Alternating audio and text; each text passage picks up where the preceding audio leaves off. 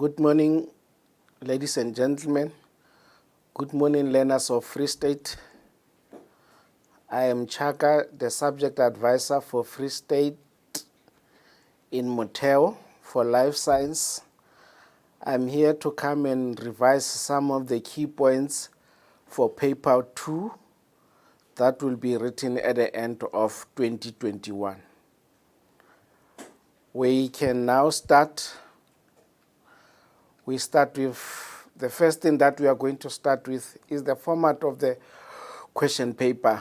The format of the question paper, it is the same as the format of paper 1. It has only 2 sections. There is section A, which count 50, and section B, which counts 100. That is 2 questions, question 2 and 3, each that carries 50 marks. In section A, we have questions such as multiple choice, terminology, columns or statements, and matching items. Those are the questions of section A in question 1. In question B, there is variety of question types. 2 questions of 50 marks each divided into a number of subsections. Each may be further divided. Right, the second point is on the distribution of topics for November 2021 in paper 2. In paper 2, we have topics which is DNA code of life, meiosis, genetics and inheritance. We also have evolution. And then on the weightings and marks, the DNA code of life, it will be 27 marks. The meiosis will carry 21 marks in the examination. And genetic inheritance will carry 48 marks. Evolution will be 54 marks, which means evolution will be the main topic that will be carrying more marks in this paper, November 2021. Then we move further. When we move further, we are going to consider the following: basic technical points when writing examination, which are the key points that we need to consider. As teachers, we also have to go and plant this to our learners so that in the coming examination, about 3 or 4 weeks that is left from now, our learners should be ready for this. The first point is question 1, 2, and 3, they must be start on a new page.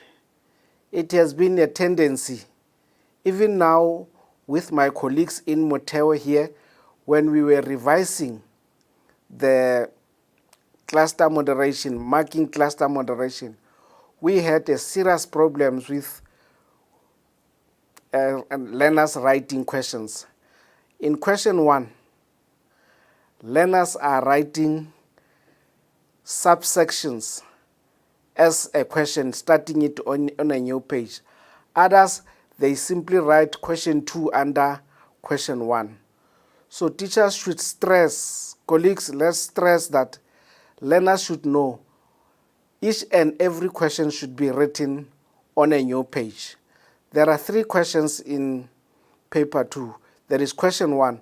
Question 1, learners should write it up until the end. When question 1 ends in the second page, half page, learners should not start writing there. They should skip that part and start writing question 2 on a new page. The same as question 3. Another thing that we have realized is that in question 1, learners are skipping some of the questions, writing only those that they know. Please, let's encourage our learners to write all those questions that are found in the multiple choice. Sometimes guessing might be correct, so learners should not start skipping those questions. Number 2, after each subsections, learners should draw a line. Say for an example, 1.1 is 1.1.1 up to 1.1.10. So learners should skip a line and write 1.2, and then thereof 1.3, 1.4, 1.5, 1.6, skipping a line by doing that. Then aspect number 3, graphs, tables, and drawings. They must have a caption. Learners should know that at the end, whenever they are drawing, there should be a heading, there should be a caption of that particular thing that they are asked to do it. Learners should use a ruler or a protractor and compass when drawing a graph. We must encourage our learners to bring all those aspects into the examination. A ruler, a protractor, and a compass, so that whenever they are being asked to draw anything, like when they are drawing a graph, they should be having all those aspects with them. Then we move forward. The basic technical points when marking the exam. This is referring to the colleagues in the marking at school level, at provincial level, those that are exposed in marking. This is what is supposed to be done. Colleagues, the basic technical points when marking the exam, we are marking the key points. Mark each question with the tick, and don't just put a tick on a key point that is needed.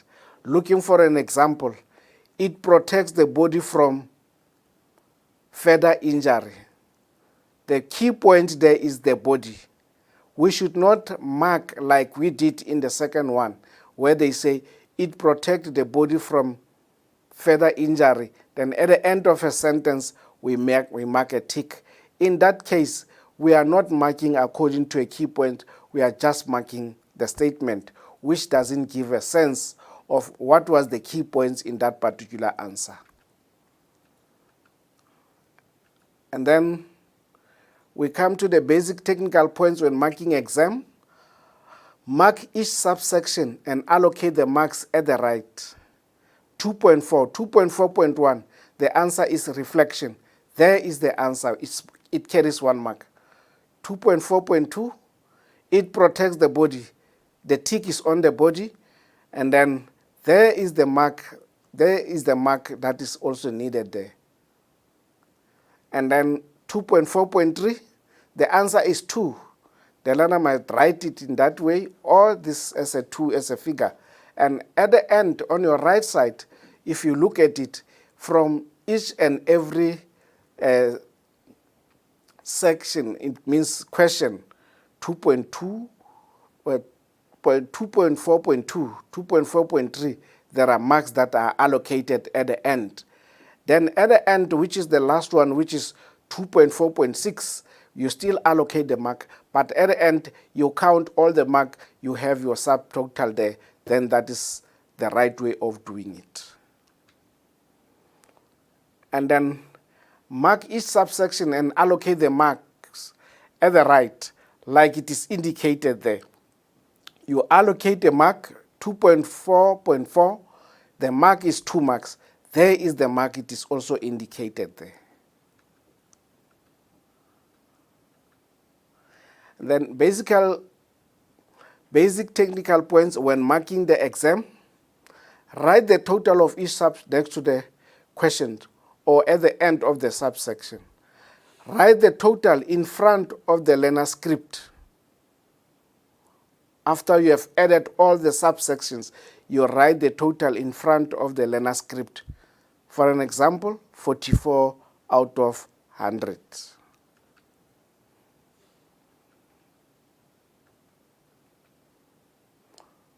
Let's look at the memo discussion. The hurdles that we normally encounter. Let us look at those hurdles in life science, paper 2, that makes the learners trip and fall.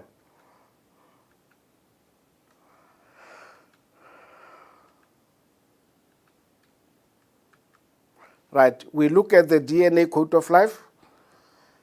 Here we are just only indicating that there are 2 differences. There are functions of DNA. there is also role of DNA in transcription. Colleagues, let us clarify the difference between the two. There should be a question that may ask that you must give the functions of the DNA. You can also give, learners should be able to, also in terms of functions, learners should be able to give the functions like DNA makes up genes which carry hereditary information. Number 2, DNA contains coded information for protein synthesis. Then for the role of DNA in transcription, role of DNA, look at the arrow there. The arrow indicates the role of DNA in transcription. So people are confusing the functions of DNA with the role of DNA in transcription.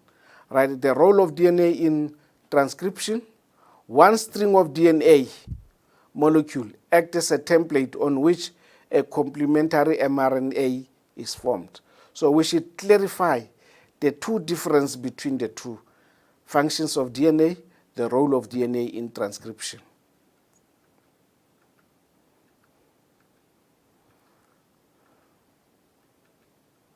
In this case, we are also differentiating between DNA and RNA. You can see it, there it is, the difference between, the structural difference between the two, DNA and RNA. There is a template. Learners should also draw a template whenever they are being asked this. They should not label them, mentioning the one of DNA and then after mentioning the one of RNA. They should make a cross, so that they should also get a mark for the cross. And then the second one point is the difference in monomers between DNA and RNA. Deoxyribose, and then RNA has ribose and uracil in terms of monomers.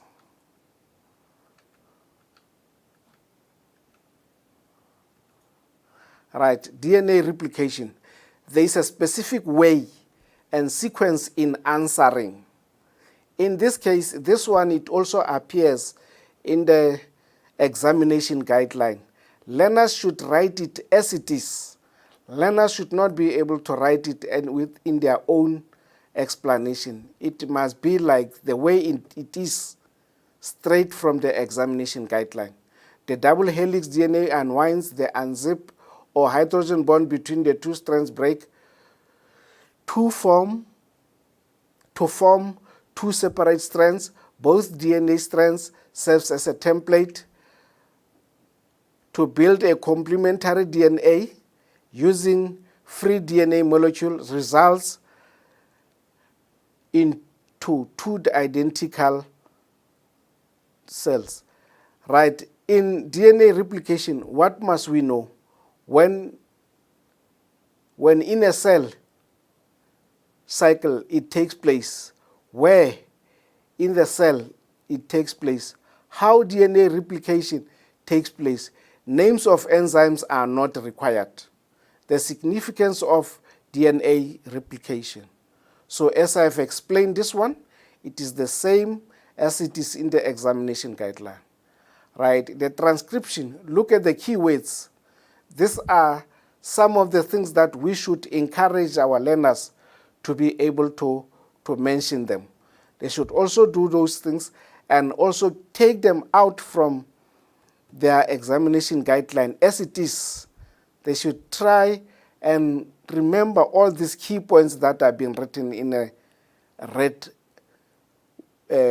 pen, so that at the end they should get their full marks. Right, here is a translation.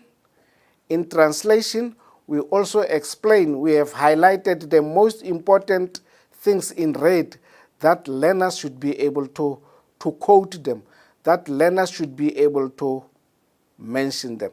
I know we have been teaching learners this, but this is another way of making our learners to be able to remember some key points that they should be able to quote in the examination.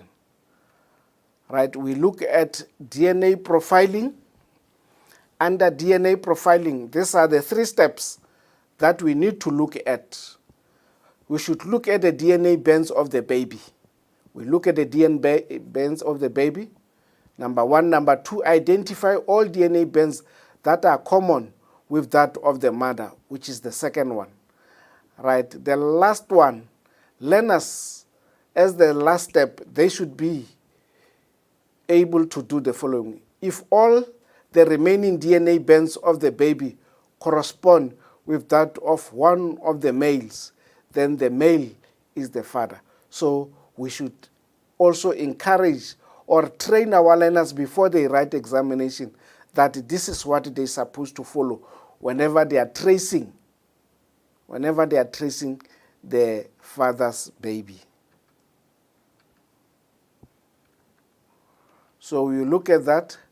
Those are some of the common things that we have to the baby and the mother.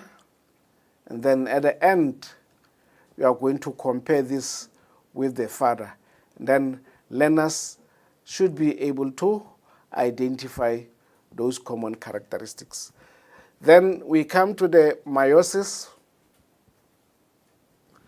Meiosis, the events of the following phases of meiosis. Meiosis 1, using diagrams. Learners should be able to identify the phases of meiosis 1, the prophase, to be able to discuss it in details and be aware of what is happening. Metaphase 1, anaphase 1, telophase 1. And then after they have understand all the stages of meiosis 1, prophase 1, metaphase 1, anaphase 1, telophase 1, they should also be able to understand meiosis 2, and they should also be able to compare it with meiosis 1 in terms of phases, so that when this question, one of these phases, believe me, in the examination, it will be there. Year in, year out, one of these questions appears in the examination.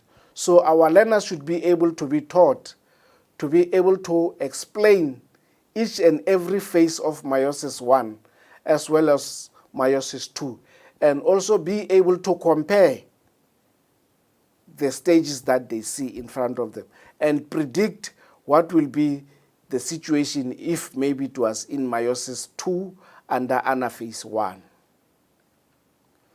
Right.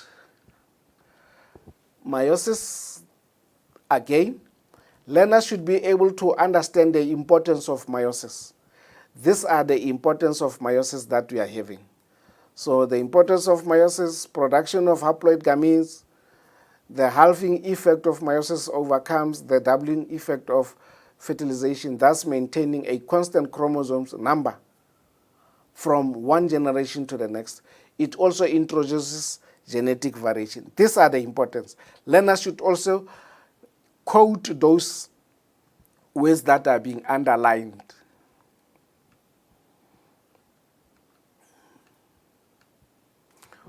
What must we know of chromosomes? Chromosomes consist of DNA, which makes up a gene and a protein. That's what that learners must know. The number of chromosomes in a cell is a characteristic of an organism. Like e.g. in human beings, we have 46 number of chromosomes. Number 2, aspect number 3, chromosomes which are single thread becomes double, 2 chromatids joined by centromere. As we can see in our picture, there are 2 chromosomes. They are joined by a centromere, and then they are referred to as the chromatid. We look at very key thing that is always learners should make sense and understand it. A difference between haploid and diploid. The condition where cells have half the number of chromosomes during meiosis. These cells are sometimes called sex cells, haploid cells or sex cells. Then the diploid cells, which are sometimes referred to as the somatic cells. The conditions where all cells have the full set of chromosomes, these cells are called body cells or somatic cells. The difference between haploid and diploid.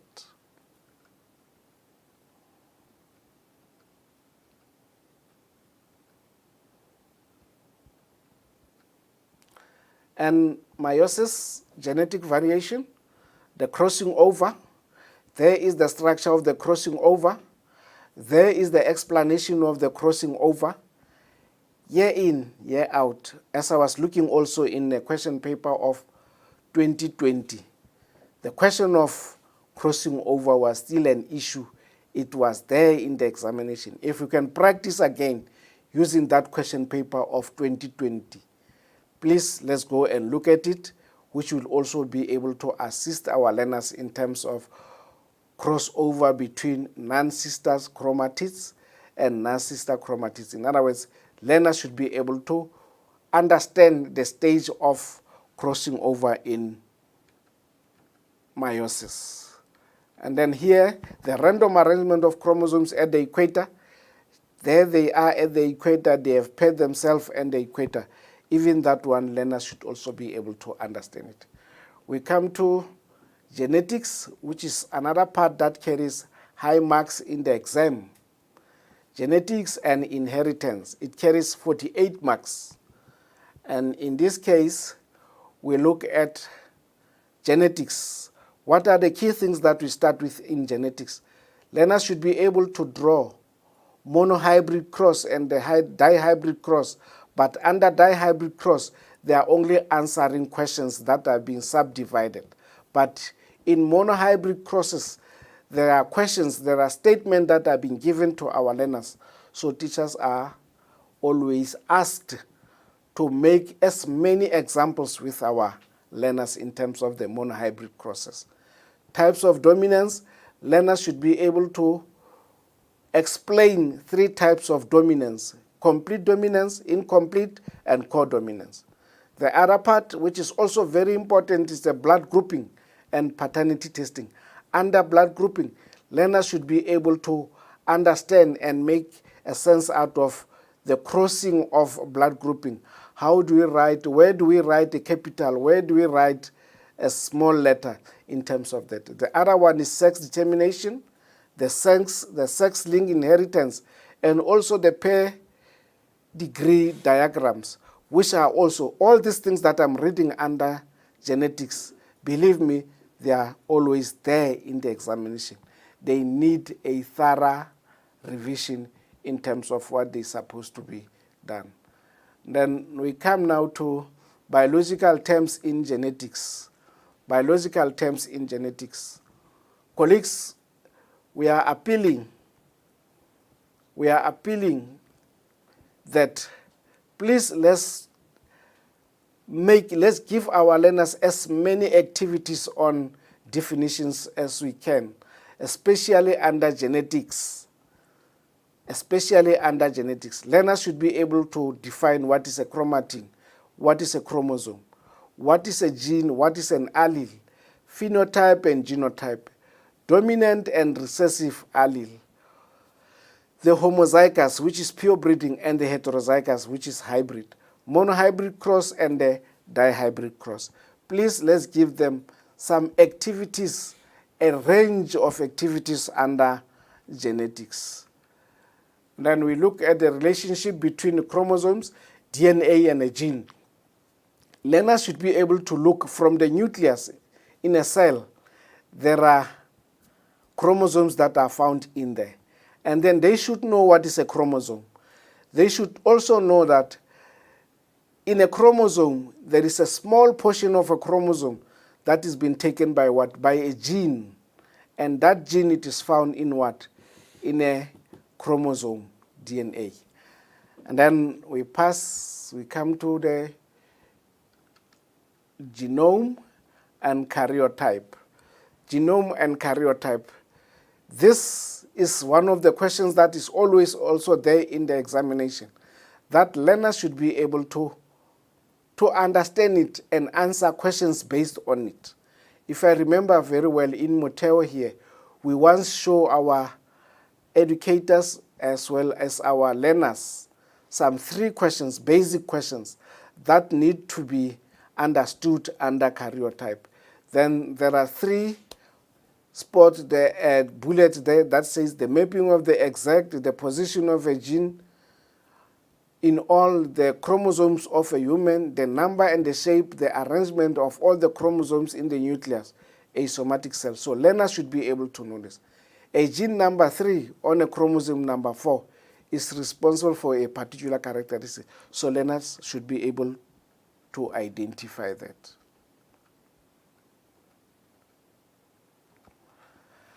Right, the other thing which is, do not forget about it, is the multiple alleles. More than two alternative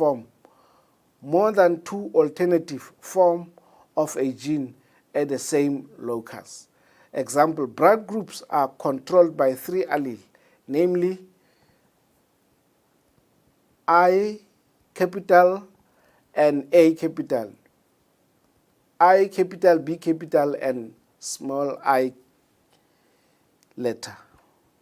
Right, here are they, autosomes and genomes. This is what learners should be able to know.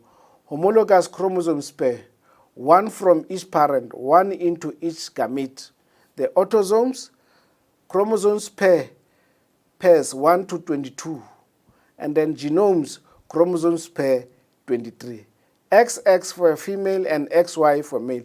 So our learners should also be clear about the autosomes that versus genosomes. And then types of dominance, as we have explained, these are the letters that represent the gametes that we have. So R, capital R, small r, it gives us capital R, small r. We know that this is what we're supposed to go and explain it to our learners. 1, learners should be able to define, as first part is definition from this year. 1 allele is dominant and the other is recessive, such that the effect of the recessive allele is masked. So in those red writings, it indicates these are those aspects that learners need to know, and they need to mention those red ones. In other words, they should be able to define, and in their definition, they should mention those aspects. New definition exam guideline. Let's look at the new definitions in the exam guideline. So this is new. This is what learners should practice and should know. And then number 2, we have codominance. Both alleles of a gene are equally dominant, whereby both alleles express themselves in a phenotype and in the heterozygous conditions. Codominance, that is example of codominance. Those are the gametes that we find there, and then that is at the end the results that we have. Please let's revise this with our learners strongly in the form of question papers. The last one is the incomplete dominance, that neither one of the 2 alleles of a gene is dominant over the other, resulting in an intermediate phenotype in the heterozygous condition. Right, we move forward. We look at different laws. This is poorly answered and understood by learners. Learners are not doing well in this type. They say the law of dominance, the Mendel principles of segregation, the Mendel's principles of independent assortment. Those are the definitions. Let's practice this with our learners. Let's emphasize this with our learners so that they should be able to know what is the law of dominance, explanation of law of dominance, Mendel's principles of segregation, Mendel's principles of independent assortment. Right. The blood groups, these are the 3 types of blood groups. So the genotype, the types of dominance, this is how we represent them. This is the manner in which learners are expected to write them. Learners in the examination are making mistake when it comes to this because they were not clued right at the beginning, maybe when they were treating this part. So let's let's make our learners aware of the changes. Where do we find small letter? Where do we find capital letter? So that we should be able to make our learners to pass the crossing that is found in blood groups. Right, the interpretation of the pedigree. The interpretation of the pedigree, it has steps. There are steps that a learner needs to understand. Before they write examination, I normally say, please let's practice as much as we can. 3, 4, 5 examples of pedigrees. So these are the key points, these are the key steps. Number 1, number 2, number 3, number 4, up to number 6, that our learners need to look at. But whenever you are doing this as an activity, please let's explain the steps that will be easier for our learners to be able to follow them. And we come to mutations, definitions. The first thing under mutations, as the same way as in the genetics, important things, that is definitions. Definition of mutation is a sudden change in a genetic composition of an organized in the genetic composition of an organism. Right? Gene mutation is a change in the sequence of nitrogenous bases or nucleotides of DNA. Chromosomal mutation, that is also the explanation. Our learners should be able to explain, define what is mutation, what is gene mutation, what is chromosomal mutation. And to make a follow-up on that, our learners should also be able to identify the effects of mutations, the harmful mutation, the effects of the harmful mutations. They should also be able to identify the structures, like in the red blood cells, the harmful mutations, the useful mutations. Our learners should also be able to identify and answer questions based on them.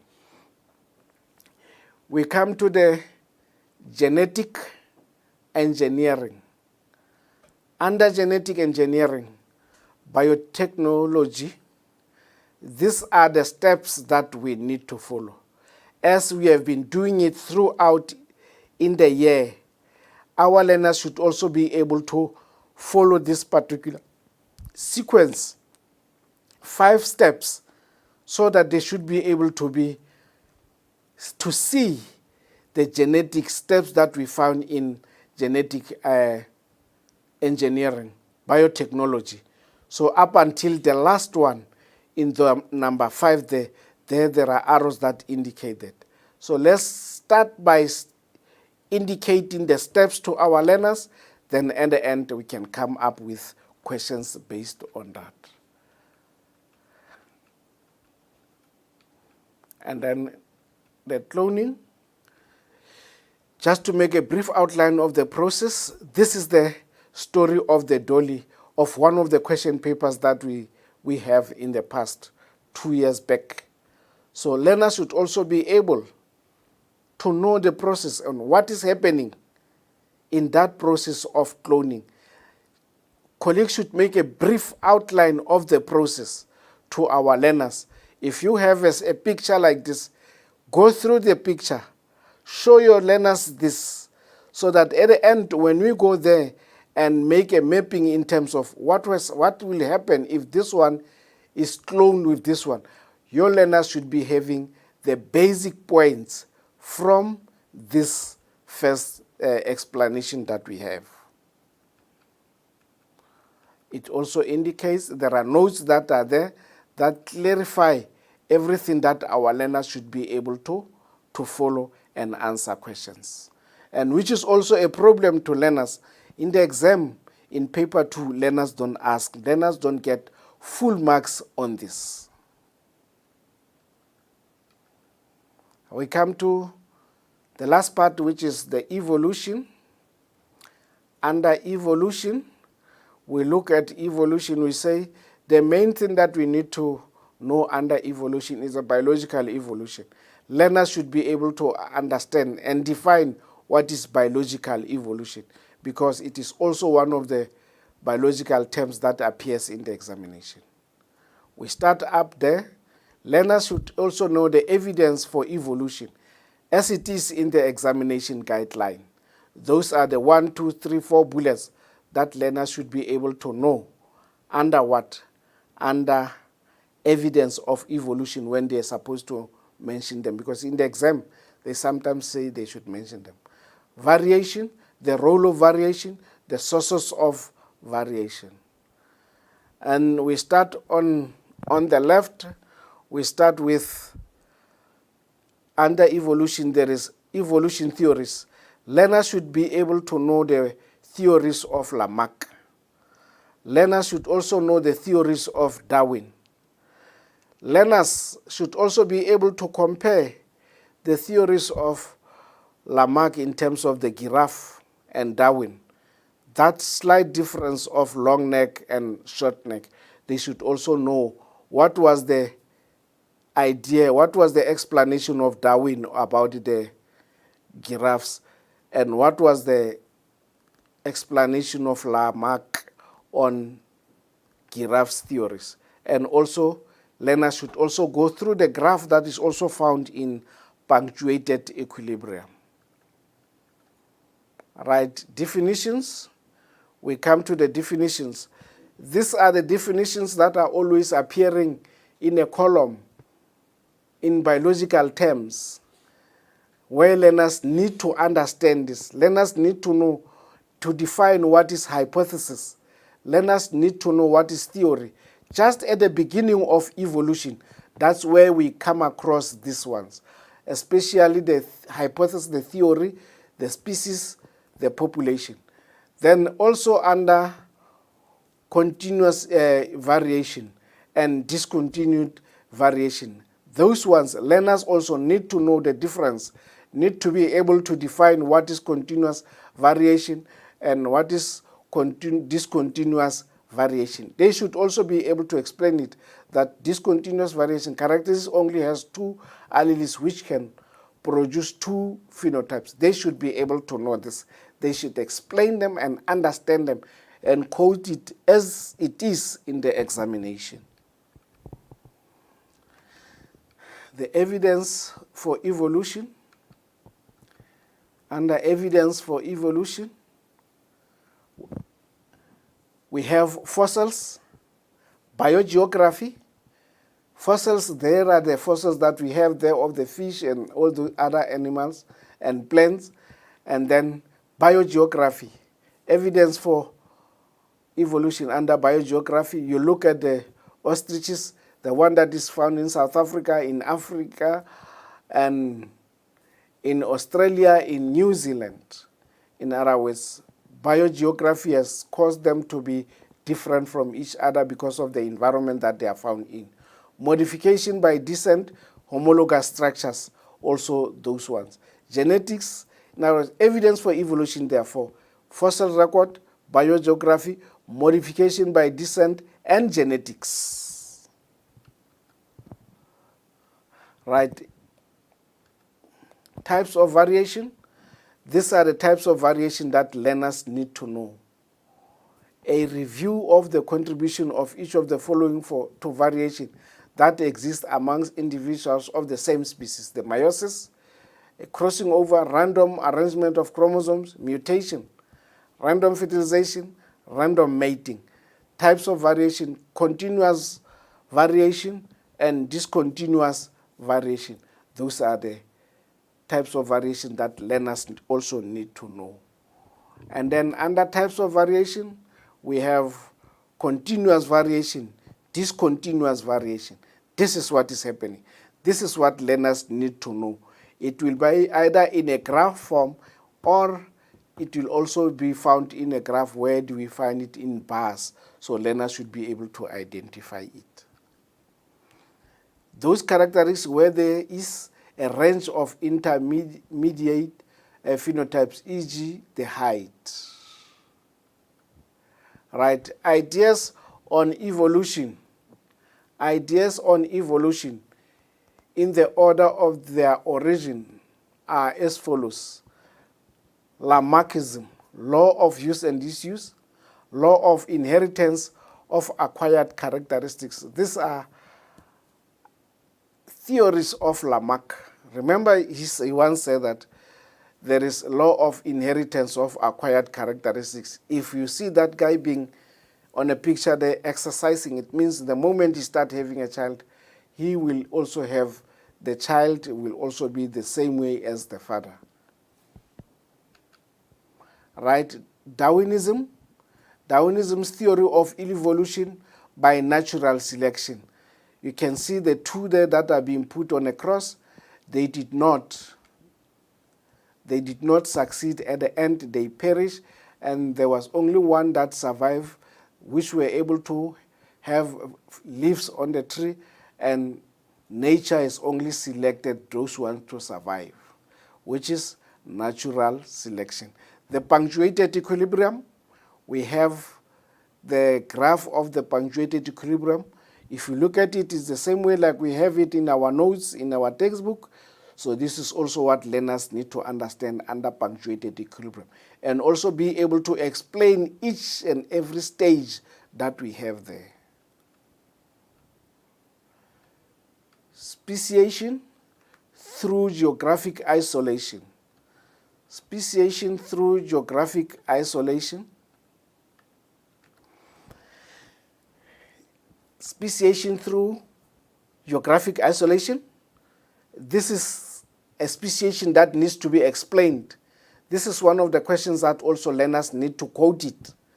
This is one of the questions where learners need to quote it as it is, to be able to quote those aspects or key points that are in red. A single species becomes separated. They split into two. Now, no gene flow between the two populations. Since each population may be exposed to different environment conditions, the selection property may be different. Natural selection occurs independently. So this is what learners need to quote. Genotypically and phenotypically, even if the two populations were to mix again, they will not be able to interbreed. The two populations are now different from each other. Speciation through geographic isolation. This one will also have a question based on a picture that sometimes learners might look at it and answer this one. But this one, if learners need to explain it, speciation through geographic isolation, these are the key points that learners need to mention in the examination, as it is. All right, characteristics we share with other primates.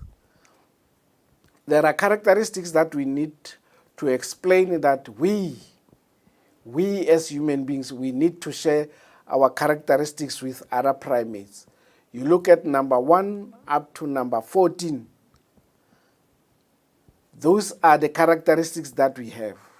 And these characteristics that we have, we always share them with other primates. And learners from time to time, they are asked to compare the same characteristics that we have and with those that we share with the other primates. Let's look at them. Characteristics that makes us different. These are the ones that makes us to be different from other primates. Bipedalism, which is the foramen magnum and spine and pelvic girdle, the brain size, the teeth, which is the dentition, the prognathis, the palate shape, cranial ridges, brow ridges. In other words, these ones are the ones that make us to be different from other primates. And then in the exam, there will be 3 or 2 skulls that learners will be able to be exposed to and then answer questions based on those skulls with reference to us as human beings, comparing them to the other primates.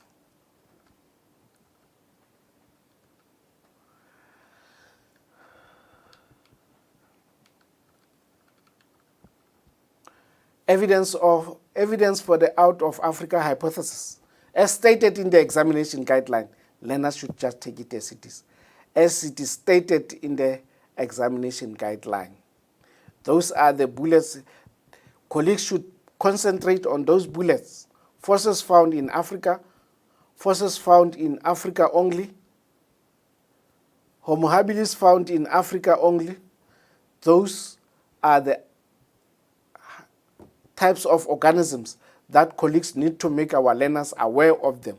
And our learners should be able to follow or to answer well the questions based on the evidence for the out of Africa hypothesis. Mitochondrial DNA. Mitochondrial DNA. Apart from DNA in the nucleus, DNA also occurs in the mitochondrial DNA as mitochondrial DNA. Empty DNA of the sperm cell does not fuse with empty DNA of the egg cell. Empty DNA is therefore handed down from mother to child by following mutation in empty DNA. We can trace our female line of descent using mutant nucleotides of Y chromosomes. In the exam, this is one of the typical questions that learners need to understand it. It also appears in the exam, and as it is, learners should also be able to memorize this if it comes to a situation where they don't understand it. I think we have come to the end of this. I hope and believe that after this, the whole information of paper 1 that was said by Meiosis yesterday, all of us in the Free State, we are going to make it a success, from our PSC, Mr. Fender, to our subject advisors in all other districts, Fezile Dabi, Lejweli Putswa, TMED, Harib. We are all going to be heading into one good achievement at the end of last year, as we did it last year. I hope and believe that this year we'll also do it the same way. God bless us all. Thank you.